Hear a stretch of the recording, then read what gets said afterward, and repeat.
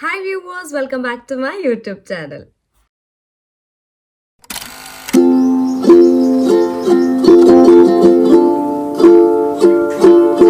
അപ്പോൾ ഇന്നത്തെ നമ്മുടെ ടോപ്പിക് എന്ന് പറഞ്ഞിട്ടുണ്ടെന്നുണ്ടെങ്കിൽ നമ്മൾ തമ്മിൽ പറഞ്ഞ മാതിരി തന്നെ ഒരു ഫസ്റ്റ് ന്യൂ ബോണിനെ കൊണ്ടിട്ട് നമ്മൾക്ക് എങ്ങനെ ഒരു ഫ്ലൈറ്റിൽ ട്രാവൽ ചെയ്യാം, എന്തൊക്കെ കാര്യങ്ങൾ നമ്മൾ ശ്രദ്ധിക്കണം, ലൈക്ക് എന്തൊക്കെ കാര്യങ്ങൾ നമുക്ക് ആക്സസിബിൾ ആയിട്ടുണ്ട്, ലൈക്ക് എങ്ങനെയാണ് ഇത് ടഫാണോ, ബേസിക്കലി ഇത്തിരി എളുപ്പമായിട്ടുള്ളൊരു പരിപാടിയാണോ എന്നുള്ളതൊക്കെ നമുക്കൊന്ന് ഈ വീഡിയോയിലൂടെ കാണാം. ഓക്കെ, നമ്മുടെ ഹസ്ബൻഡ്സ് ഇല്ലാണ്ട് നമ്മൾ ഒറ്റയ്ക്ക് ഒരു ന്യൂ ബോൺ ബേബീനെ കൊണ്ട് ട്രാവൽ ചെയ്യാന്ന് പറഞ്ഞിട്ടുണ്ടെന്നുണ്ടെങ്കിൽ ഇത്തിരി ടാസ്ക് ആയിട്ടുള്ളൊരു കാര്യം തന്നെയാണ്.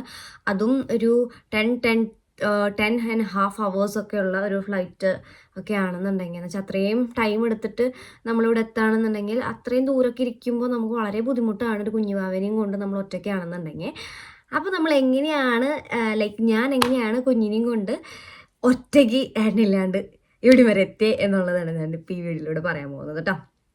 അപ്പോൾ ഫസ്റ്റ് എന്ന് പറയുന്നത്, ഞാനിപ്പോൾ എൻ്റെ നാട് തൃശ്ശൂരാണ്. അപ്പോൾ നമ്മൾ അവിടെ നിന്ന് കൊച്ചി ഇൻ്റർനാഷണൽ എയർപോർട്ടിൽ നിന്നാണ് ഞാനിവിടെ UK ലണ്ടൻ ഗാറ്റ്വിക് എയർപോർട്ടിലോട്ടാണ് ആയിരുന്നു നമ്മുടെ ഒരു ട്രാവൽ എന്ന് പറയുന്നത്.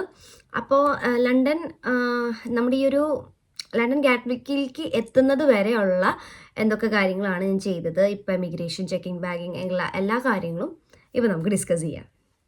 നമ്മൾ ഏറ്റവും ഫസ്റ്റായിട്ട് എവിടെ പോയാലും നമ്മൾ ചെയ്യേണ്ട ഒരു കാര്യം എന്ന് പറയുകയാണെന്നുണ്ടെങ്കിൽ ഒരു മടിയില്ലാണ്ട് ഹെൽപ്പ് ചോദിക്കുക, ഹെൽപ്പ് ചെയ്യാൻ പറയാം എല്ലാവരുടെ അടുത്തും.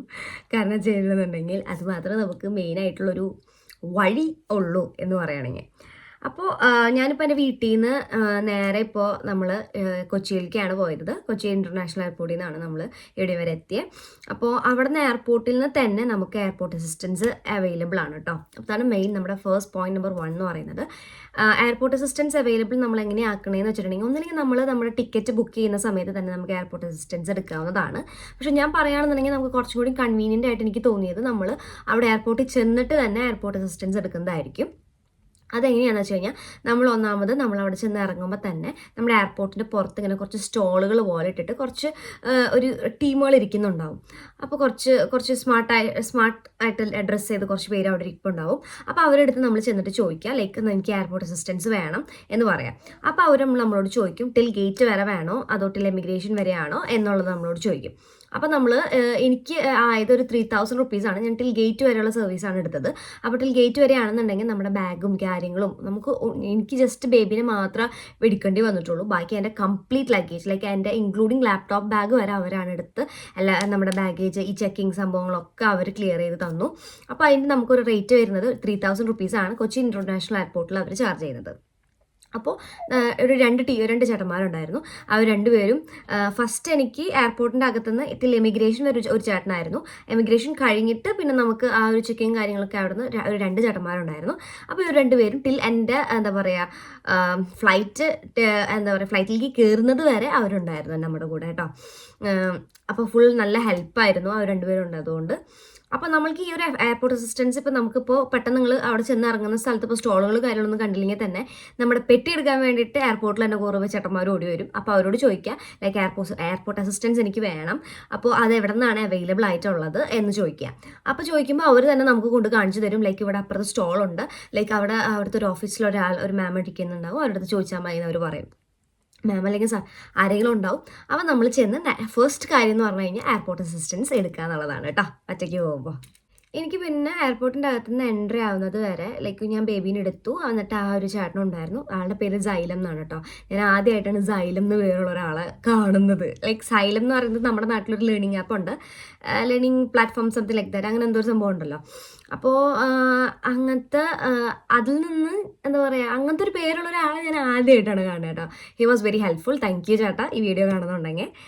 അപ്പോൾ ആളുണ്ടായിരുന്നു നമുക്ക് ഹെൽപ്പിന്. പിന്നെ നമുക്ക് നമ്മുടെ പെട്ടിയുടെ വെയിറ്റ് നോക്കാൻ വേണ്ടി ചെന്നു. എനിക്ക് ലഗേജ് ഇത്തിരി വെയിറ്റ് കൂടുതലായിരുന്നു കേട്ടോ, രണ്ടും 25 ഉണ്ടായിരുന്നു. എന്നിട്ട് കുറച്ചെടുത്ത് ക്യാബിനേക്ക് മാറ്റേണ്ടി വന്നു. അതും ഈ ചേട്ടനുണ്ടായിരുന്നത് കൊണ്ട് നമ്മൾ ഈ ഒരു എയർപോർട്ട് അസിസ്റ്റൻസ് എടുത്തതുകൊണ്ട് നമ്മുടെ പെട്ടി ഓപ്പൺ ചെയ്ത് അവർ തന്നെ നമ്മുടെ പെട്ടിയിലേക്ക് അങ്ങോട്ടും ഇങ്ങോട്ടും ഷിഫ്റ്റ് ചെയ്ത് വെച്ച് തരും. അങ്ങനെ അതിനും ഹെൽപ്പ് ഉണ്ടായിരുന്നു. പിന്നെ ചെറിയ അഡ്ജസ്റ്റ്മെൻ്റ് ഒക്കെ ചെയ്ത് ശരിക്കും 23 പാടുള്ളൂ. 24 ഉണ്ടായിരുന്നു എൻ്റെ ലഗേജ്. അവരുടെ അടുത്ത് ചെറിയൊരു അഡ്ജസ്റ്റ്മെൻറ്റോടുകൂടി നമ്മൾ പെട്ടിയിൽ സാധനങ്ങളൊക്കെ കയറ്റി എന്താ പറയുക നമ്മുടെ ചെക്കിനൊക്കെ കഴിഞ്ഞു, ബോർഡിംഗ് പാസ്സൊക്കെ കിട്ടി. പിന്നെ നമ്മൾ ചെന്നത് നേരെ ഇമിഗ്രേഷനായിരുന്നു. ഇമിഗ്രേഷൻ കഴിഞ്ഞിട്ട് എമിഗ്രേഷൻ വരെ ഈ സൈലം എന്ന് പറഞ്ഞ ചേട്ടൻ ഉണ്ടായിരുന്നു. അതിന് ശേഷം നമുക്ക് വേറെ 2 ചേട്ടന്മാരാണ് ഉണ്ടായിരുന്നത്.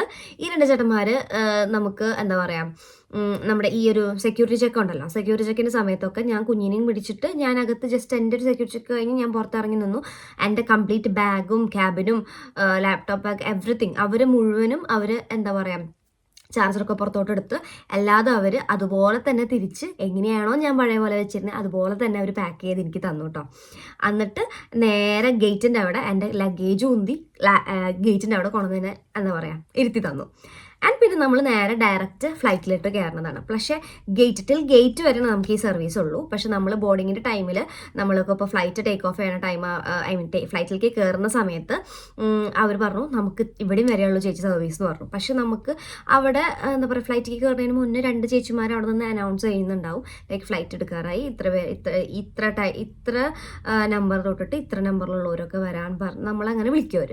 അപ്പോൾ വിളിക്കുമ്പോൾ അവരുടെ അടുത്ത് നമ്മൾ കൊച്ചിനും കുറേ പെട്ടി പിടിച്ച് നിൽക്കുന്ന കാണുമ്പോൾ തന്നെ അവരവിടെ തന്നെ നമുക്ക് ഒരാളെയും കൂടി നമുക്ക് ഏർപ്പാടാക്കി തരും. ലൈക്ക് എനിക്ക് അവിടുത്തെ ആ ഒരു ആൻറ്റിയാണ് എനിക്ക് ഏർപ്പാടാക്കി തന്നത്. ലൈക്ക് കൊച്ചും കുട്ടിയും പെട്ടിയും സാധനങ്ങളൊക്കെ ഉള്ളതുകൊണ്ട് അവിടെ ഒരു ചേച്ചി വന്നു അണ്ടിൽ എന്നെ ഫ്ലൈറ്റിൻ്റെ അകത്ത് കയറ്റി തന്നിട്ടാണ് ആ ചേച്ചി പോയത്.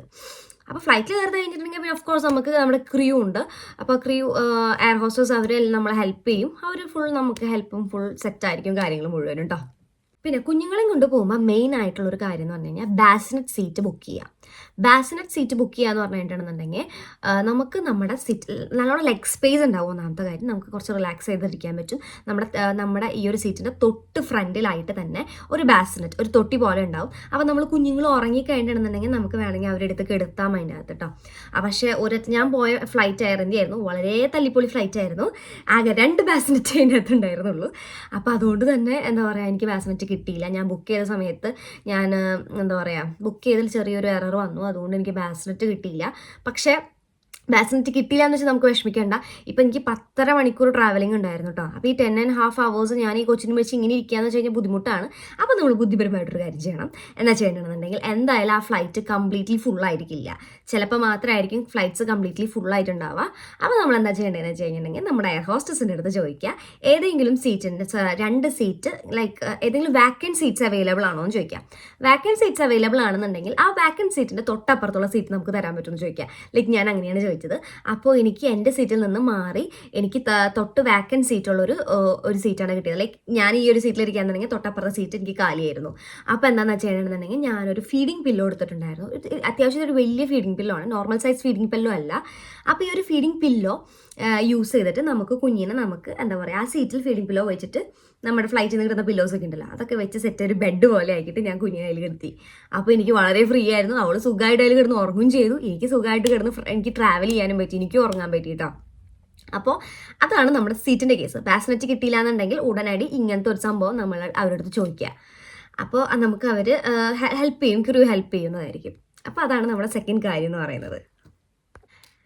പിന്നെ നമ്മൾ അവിടുത്തെ ട്രാവലിംഗ് ഒക്കെ സുഖമായിരുന്നു. ലാസ്റ്റ് നമ്മൾ ഗാറ്റ്വിക്ക് വന്ന് ഇറങ്ങും. ഗാറ്റ്വിക്ക് വന്ന് ഇറങ്ങുന്ന സമയത്താണ് ടാസ്ക്. കാരണം വെച്ച് കഴിഞ്ഞിട്ടുണ്ടെന്നുണ്ടെങ്കിൽ ഫ്ലൈറ്റിൻ്റെ അകത്തുനിന്ന് നമ്മൾ ഈ കണ്ട സാധനങ്ങൾ മുഴുവനും ലൈക്ക് എനിക്കൊരു ക്യാബിൻ ഉണ്ടായിരുന്നു, എനിക്കൊരു മോമേസ് ബാഗ് ഉണ്ടായിരുന്നു, ഈ ഫീഡിങ് ബില്ലോയും ഉണ്ട്, കുഞ്ഞും ഉണ്ട്. അപ്പോൾ ഉണ്ണിയെ ഓൾറെഡി കാങ്കറി ബാഗിലാണ് ഇടുക, പക്ഷേ ബാക്കിയുള്ള സാധനങ്ങളോട് ഉണ്ടല്ലോ നമ്മുടെ കയ്യിൽ. അപ്പോൾ കൊച്ചിനും ഇതും ഒക്കെ കൂടി ആകുമ്പോൾ നമ്മൾ ഭയങ്കര ടയേർഡാവും ഇതൊക്കെ വലിച്ചുകൊണ്ട് പോകാൻ. അപ്പോൾ നമ്മൾ ചെയ്യേണ്ട കാര്യം ഞാൻ ഫസ്റ്റ് വീഡിയോയിൽ പറഞ്ഞ മാതിരി ഹെൽപ്പ് ചോദിക്കുക. ഫ്ലൈറ്റിലുള്ള ഏതെങ്കിലും ചേട്ടന്മാരോ ചേച്ചിമാരോ ഫ്രീ ആണെന്നുണ്ടെങ്കിൽ ഒന്ന് ഹെൽപ്പ് ചെയ്യാൻ പറ്റുമെന്ന് ചോദിക്കുക. അപ്പോൾ നമ്മളെ അട്ടിൽ എമിഗ്രേഷൻ വരെ അവർ നമ്മളൊന്ന് ഹെൽപ്പ് ചെയ്യും. എൻ്റെ കൂടെ 2 ചേട്ടന്മാരുണ്ടായിരുന്നു, അതിലൊരു ചേട്ടൻ എന്നെ ഹെൽപ്പ് ചെയ്തിട്ട് ആ ചേട്ടൻ എന്നെ എന്താ പറയുക ടിൽ എമിഗ്രേഷൻ വരെ എന്താ പറയുക എൻ്റെ ബാഗും കാര്യങ്ങളൊക്കെ എടുത്ത് ഞങ്ങൾ ഒരുമിച്ചാണ് എമിഗ്രേഷൻ ക്ലിയർ ചെയ്തത്. എമിഗ്രേഷൻ വരെ അല്ല, ലൈക്ക് ഞാൻ എയർപോർട്ടിൽ നിന്ന് പുറത്ത് എൻ്റെ ലഗേജ് എടുത്ത് എന്താ പറയുക നല്ല ഹെൽപ്പിംഗ് മെൻറ്റാലിറ്റിയുള്ളൊരു ചേട്ടനായിരുന്നു കേട്ടോ. സഞ്ജയ് എന്നാണ് പേര്. ഈ വീഡിയോ കാണുന്നുണ്ടെങ്കിൽ hi Sanjay, thank you for the help. Okay. അപ്പോൾ ആ ചേട്ടനും ഉണ്ടായിരുന്നു. ആൾ സ്റ്റുഡൻ്റാണ്, ഇവിടെ പഠിക്കുന്ന ഒരു ചേട്ടനാണ് കേട്ടോ. അപ്പോൾ ആ ചേട്ടൻ്റെ ലഗേജും എൻ്റെ ലഗേജും ഒക്കെ കൂടി എടുത്ത് ലാസ്റ്റ് എന്നെ ഗാറ്റ്വിക്കിൻ്റെ പുറത്ത് വരെ എത്തിച്ച് തന്നു എന്നുള്ളതാണ് ഇതിൽ സത്യം. ഇപ്പോൾ നമുക്ക് ഇതുപോലെ ഹെൽപ്പ് കിട്ടിയില്ല എന്ന് വെച്ച് പേടിക്കേണ്ട. കാരണം ചെയ്യണമെന്നുണ്ടെങ്കിൽ നമുക്ക് ഫ്ലൈറ്റ് ബുക്ക് ചെയ്യുന്ന സമയത്ത് തന്നെ നമ്മൾ ഗാറ്റ്വിക്കിൽ എയർപോർട്ട് അസിസ്റ്റൻസ് ഉണ്ട്. ലൈക്ക് നമ്മൾക്ക് ഈ വീൽ ചെയറിലുള്ള ആൾക്കാർ, വയ്യാത്ത ആൾക്കാരൊക്കെ കൊണ്ടുവന്നൊരു വണ്ടിയുണ്ട്. അപ്പോൾ നമ്മുടെ ബാഗൊക്കെ എടുത്ത് അവർ തന്നെ നമ്മളെ എയർപോർട്ടിന് പുറത്ത് എത്തിച്ചു തരും. അത് പക്ഷേ നമ്മൾ അവിടെ ചെന്നിട്ട് നമുക്ക് എടുക്കാൻ പറ്റില്ല, നമ്മളത് നേരത്തെ ബുക്ക് ചെയ്യണമായിരുന്നു. ലൈക്ക് ഞാനത് അവിടുത്തെ ഓഫീസേഴ്സിൻ്റെ അടുത്ത് ചോദിച്ചു അങ്ങനത്തെ സർവീസ് കിട്ടുമെന്ന്. അവർ പറഞ്ഞു സോറി, അവർക്ക് നേരത്തെ ബുക്ക് ചെയ്യണമായിരുന്നു, എന്നാലേ കിട്ടുള്ളൂ എന്ന് പറഞ്ഞു. വേണമെന്നുണ്ടെങ്കിൽ ജസ്റ്റ് ഒന്ന് ചോദിച്ചു നോക്കുക, അവർ ചിലപ്പോൾ ഹെൽപ്പ് ചെയ്യുമെന്ന് പറഞ്ഞു. പക്ഷേ ഞാൻ ചോദിക്കാൻ നിന്നില്ല. ഞാൻ ഓൾറെഡി ഒരു ചേട്ടനുണ്ടായിരുന്നു എന്നെ ഹെൽപ്പ് ചെയ്യാൻ വേണ്ടിയിട്ട്. അപ്പോൾ സഞ്ജയ് ഉള്ളത് കൊണ്ട് എനിക്ക് ഹെൽപ്പായിരുന്നു. അപ്പോൾ ആളെന്നെ എന്താ പറയുക ഗാറ്റ്വിക്ക് പുറത്ത് വരെ എത്തിച്ച് തന്നു. എൻ്റെ ലഗേജും എന്നെയും കൊച്ചിനും ഒക്കെ മൊത്തത്തിൽ.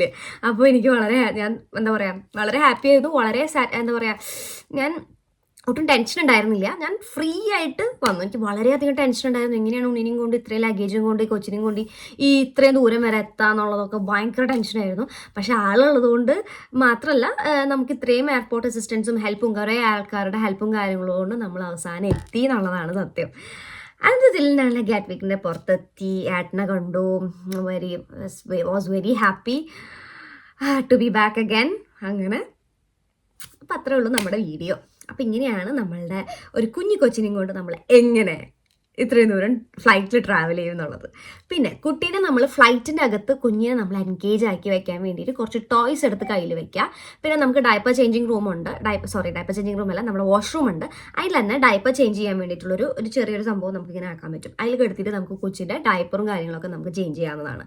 പിന്നെയെന്ന് വെച്ച് കഴിഞ്ഞാൽ ഫ്ലൈറ്റിൽ നമുക്ക് ഉണ്ണി കരഞ്ഞാൽ മറ്റുള്ളവർക്ക് ഡിസ്റ്റർബൻസ് ആവോ കാര്യങ്ങളാവോ എന്നൊന്നും ആലോചിച്ച് ടെൻഷൻ അടിക്കേണ്ട. കാരണം കുഞ്ഞുങ്ങളാവും, കരയും.